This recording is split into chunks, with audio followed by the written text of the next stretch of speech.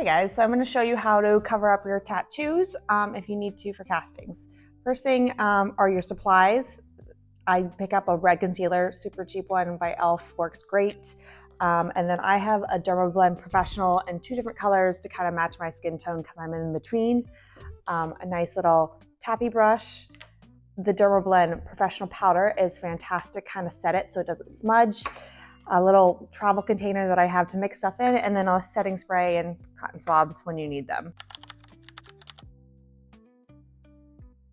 Is get a very thin layer of the red base going, because if you have black tattoos, you need the color corrector, and the color corrector of black is kind of this orangey red.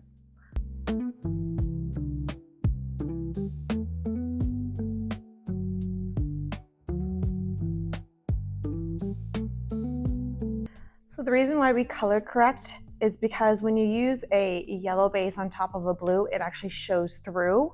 And if you color correct with a red against black, it makes it neutral. So that way the color that you set on top, your skin tone, shines evenly without any of those blue or black colors to come through. That makes sense. So next, guys, you want to start with your first layer of your whether concealer or foundation, or I'm using Dermablend leg and body makeup.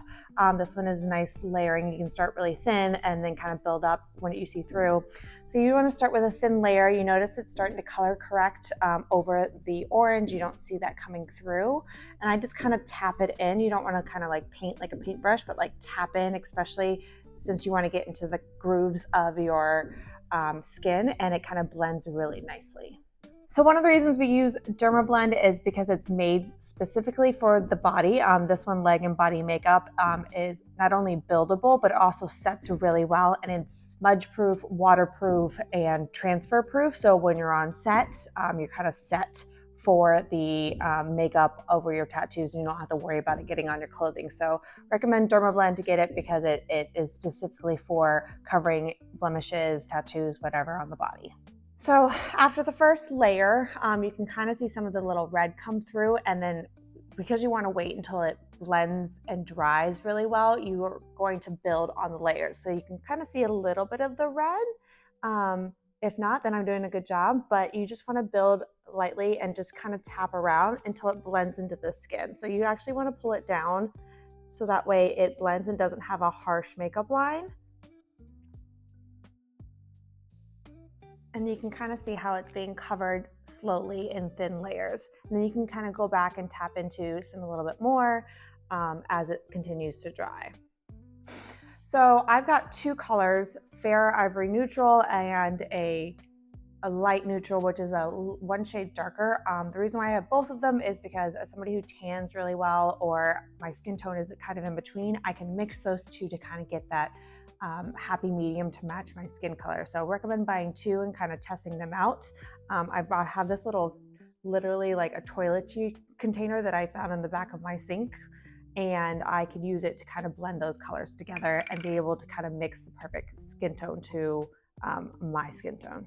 So one thing I highly recommend is trying out a bunch of different makeup and skin tones, because you want to make sure that you're ready to go on set and being able to do this yourself speedy and without any mistakes. I practiced for the past week on different makeups, on different skin tones, even tried an airbrush spray to see if that worked. But trying to find what works best for you is going to make you more efficient and more able to be cast because of your tattoos. So this is kind of my finished result without the powder. One thing that really is going to help things kind of set and look more like your skin is a translucent powder to kind of help set the makeup. I use the one from Dermablend. It's probably one of the best ones to the market because it's purposely used for this, but you could probably use any translucent powder. So I take like a little fluffy brush, an old makeup brush that is just fluffy on the end, and just kind of tap it in, tap the excess off, and tap in.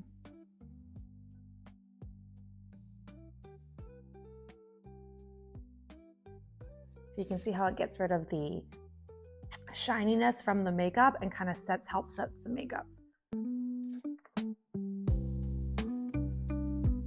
And And I recommend using a brush when doing this instead of the pad, the makeup pad that comes with it, because you want to get into the crevices of the skin.